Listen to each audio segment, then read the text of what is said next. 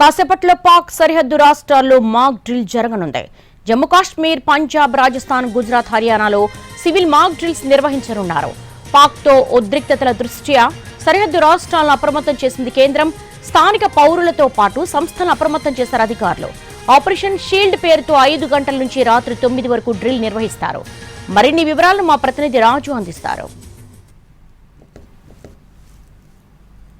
LOC వెంట ఉన్నటువంటి రాష్ట్రాల్లో ప్రజలను ఏదైతే యుద్ధ పరిస్థితులకు సన్నద్ధం చేసేందుకు కేంద్రం కీలక నిర్ణయం తీసుకుంది. ఆపరేషన్ షీల్డ్ పేరుతో జరిగేటటువంటి సివిల్ మాక్ డ్రిల్స్ లో దాదాపు 244 జిల్లాల్లో ఈ మాక్ డ్రిల్స్ నిర్వహించబోతున్నారు. ఏ విధంగానైతే ఆపరేషన్ సింధూర్ తర్వాత తలెత్తినటువంటి పరిణామాలు పాకిస్తాన్కు సంబంధించినటువంటి ఆర్మీ ఎల్ఓసి వెంట ఉన్నటువంటి గ్రామాలపైన విరుచుకుపడ్డటువంటి పరిస్థితి కనిపించింది. ఎంతో మందిని పొట్టన పెట్టుకుంటే మరెన్నో ఇల్లు కూడా ధ్వంసమయ్యాయి. సో ఇటువంటి పరిస్థితుల్లో అక్కడ ఉన్నటువంటి ప్రజలను ఏ విధంగా రక్షించుకోవాల్సి ఉంటుంది, దానికి ఎటువంటి సహాయ సహకారాలు ఉంటాయి. అంతేకాదు ఒకవైపు ఆర్మీ, మరోవైపు స్థానికంగా ఉండేటటువంటి పోలీస్ వ్యవస్థ, ఇంకోవైపు కలెక్టర్లు కావచ్చు, రెవెన్యూ సిబ్బంది, వీళ్ళందరూ కలిసి ప్రజలను ఎలా రక్షించాల్సి ఉంటుందనే దాని మీద ప్రత్యేకంగా ఈరోజు ఆపరేషన్ షీల్డ్ పేరుతో దేశంలో సెకండ్ సివిల్ మాక్ డ్రిల్స్ జరుగుతున్నాయి. ఏదైతే జమ్మూ కాశ్మీర్, దాంతోపాటు పంజాబ్, గుజరాత్, రాజస్థాన్, హర్యానాలో కూడా జరుగుతున్నటువంటి పరిస్థితి కనిపిస్తుంది. ఇప్పటి వరకు తలెత్తినటువంటి పరిస్థితులు ఏవైతే ఉన్నాయో, అంటే పాకిస్తాన్ నుంచి ఎటువంటి పరిస్థితులు వచ్చినా సరే ఎదుర్కొనేందుకు స్థానికులు కూడా సిద్ధంగా ఉండాల్సినటువంటి అవసరం ఉంది.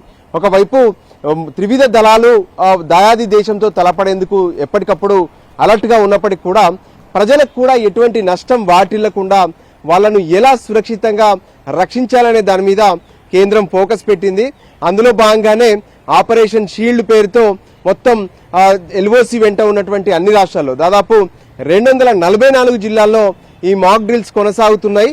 అక్కడ ఉన్నటువంటి పిల్లలు కావచ్చు, యువకులు కావచ్చు, సాధారణ ప్రజలు, వీళ్ళందరినీ కూడా ఏదైనా బాంబ్ షెల్లింగ్ జరిగినప్పుడు కానీ, లేదంటే ఏవైనా రాకెట్ లాంచర్స్ కూలినప్పుడు కానీ అక్కడ ఉన్నటువంటి ప్రజలను ఎలా సురక్షిత ప్రాంతాలకు తరలి వెళ్లాల్సి ఉంటుంది, వాళ్ళని ఎలా తీసుకెళ్లాల్సి ఉంటుంది అనే దాని మీద ప్రత్యేకంగా ఒక ట్రైనింగ్ లాంటి ప్రోగ్రామ్ అనేది ఆపరేషన్ షీల్డ్ ద్వారా చేయబోతున్నారు.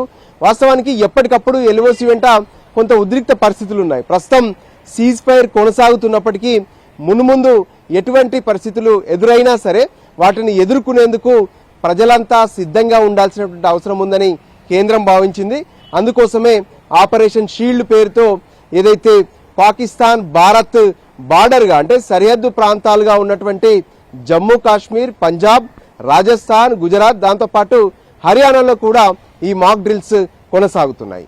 కెమెరా పర్సన్ సంజీవ్తో కలిసి రాజు, ఎన్టీవీ.